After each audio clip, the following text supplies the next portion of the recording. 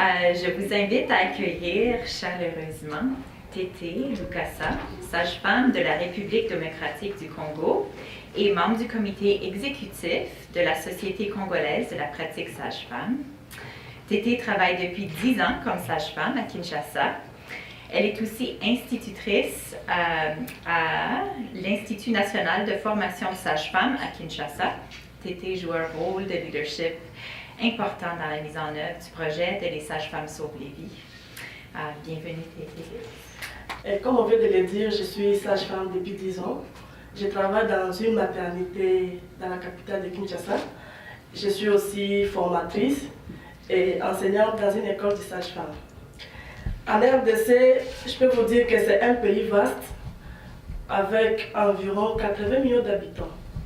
Malheureusement, dans ce pays, le taux de mortalité est un des plus élevés dans le monde. Nous enregistrons 846 femmes qui meurent pour chaque 100 000 naissances. Alors, les causes principales de ces décès sont évitables. Elles incluent les hémorragies, les infections, l'éclampsie et la prééclampsie, les avortements, les dystocies que nous venons de voir tantôt, qu'on appelle aussi les accouchements difficiles.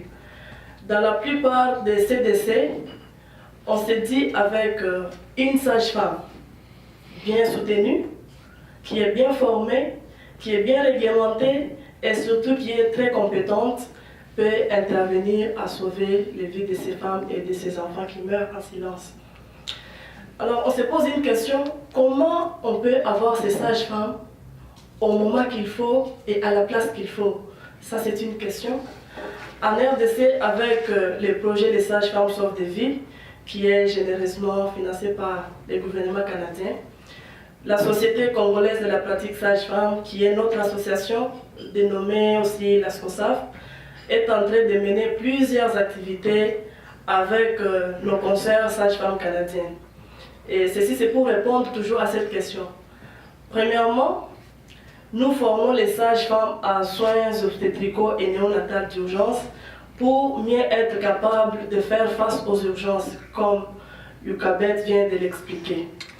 Deuxièmement, la Société congolaise de la pratique sage-femme a reçu les équipements, les matériels de formation, ainsi que l'appui technique de l'Association canadienne des sages-femmes.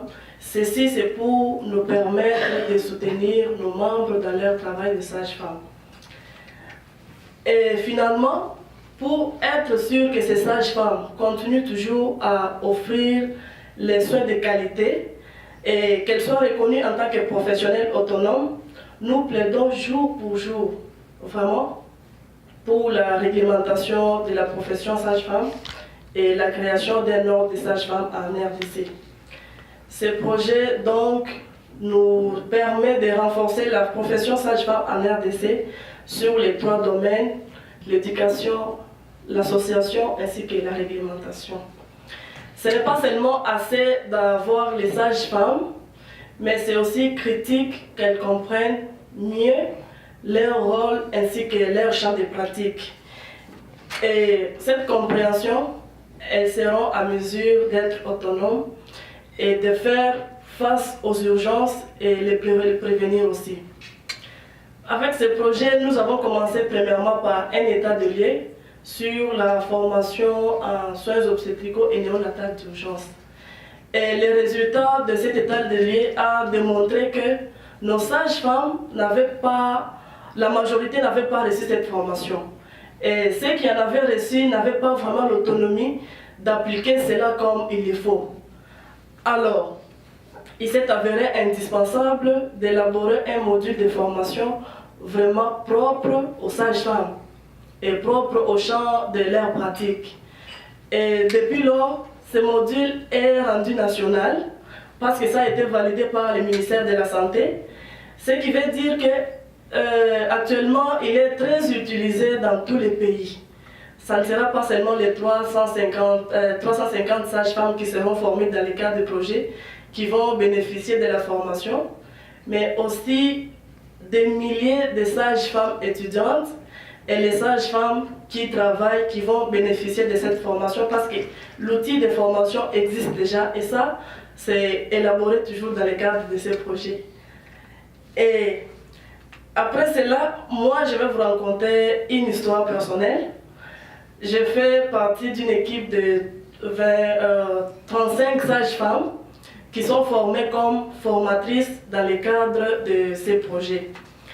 Toujours en soins obstétricaux et néonatales d'urgence. Et depuis notre formation, le ministère de la Santé de notre pays commence à nous utiliser pour aller former les autres professionnels de santé dans d'autres provinces, pas seulement à Kinshasa.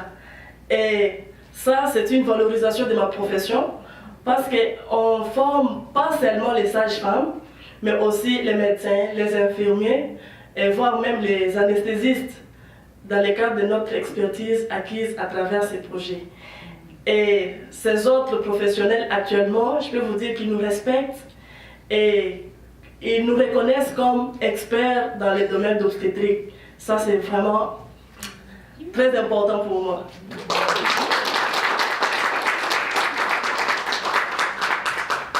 Alors, comme je vous ai dit au départ, je suis sage-femme dans une maternité, mais depuis 2014, je m'étais un peu éloignée de la maternité pour me concentrer sur l'enseignement. Mais depuis la formation, je peux vous dire que ça m'a redonné une motivation d'aller recommencer à travailler dans la maternité. Je me suis dit, mais comment j'ai les compétences à main et je dois juste enseigner les étudiantes? Pourquoi pas rentrer, pratiquer avec mes collègues, partager avec eux et arriver à sauver des vies? Donc ça m'a redonné une motivation d'aller travailler à la maternité pour mettre en pratique les compétences ici qui sauvent des vies. Et je suis aussi très impliquée dans ces projets et très impliquée aussi dans notre association. Je suis membre de l'équipe de leadership de la Société congolaise de la pratique sage-femme. Et ça, je peux vous dire que c'est très important aussi pour moi parce que cela me permet de faire un travail qui touche plusieurs personnes au même moment. Même le gouvernement, les étudiants, les collègues sages-femmes. Vraiment un travail qui est fait au niveau de l'association mais qui peut toucher plusieurs personnes au même moment. Et je suis aussi très impliquée, je peux vous dire que ça, c'est depuis l'arrivée de ces projets. J'ai appris plein de choses. D'abord en commençant par l'élaboration des termes de référence, qui est comme une feuille de route avant de mener une activité. J'ai appris à organiser une formation et à la diriger aussi. Et je commence même à former mes collègues formateurs. J'ai plus de confiance quand je parle en public actuellement, surtout avec les autorités du pays et surtout quand je fais les plaidoyers concernant l'amélioration de la santé maternelle et infantile et vraiment sur la situation de la mortalité maternelle en RDC. Ça me touche et cela me donne une motivation de foncer, d'aller vers eux et de parler vraiment. Je me sens confiante pour ça. Et du coup, je me sens fière de représenter les sages-femmes de la RDC dans toutes les circonstances. Au nom de la Société congolaise de la pratique sage-femme, qui représente les sages-femmes de la RDC. Au nom de toutes les femmes qui reçoivent nos soins et tous les bébés, et surtout au nom de toutes les femmes et tous les bébés qui ont été sauvés grâce à ces projets, je remercie premièrement le gouvernement canadien pour le financement de ces projets nommés les sages-femmes sauvent des vies. Je remercie deuxièmement l'Association canadienne des sages-femmes avec leur appui, vraiment un appui technique avec des consultantes sages-femmes canadiennes et les bénévoles qui arrivent régulièrement dans notre pays pour travailler avec nous. Vraiment ça c'est un appui, je les remercie vraiment. Et je remercie aussi qu'ils sont internationaux pour le développement de notre association avec la contribution des bénévoles canadiens qui arrivent à chaque fois pour renforcer notre organisation. Alors j'aimerais, avant de terminer, profiter de cette occasion pour faire encore un plaidoyer au gouvernement canadien. Vraiment de continuer à financer encore des projets similaires, surtout les projets qui visent la réduction de la mortalité maternelle et l'augmentation des services de reproduction offerts aux femmes, aux enfants et surtout aux adolescentes. Vraiment, j'ai fait un plaidoyer comme ça. Alors, merci à vous tous d'être venus à cet événement. On va essayer de remercier ensemble. Chez nous, quand on est content, il y a une façon de remercier. On va d'abord chauffer nos mains, vraiment on chauffe nos mains très fort. On chauffe nos mains, ça c'est l'énergie pour dire qu'on doit continuer à travailler ensemble. Après on va dire merci comme la mère. On y va, suivez-moi. Mère,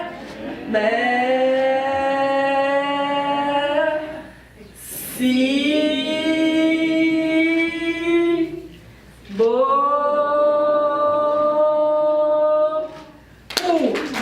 On est prêt? Allez-y, merci. Merci.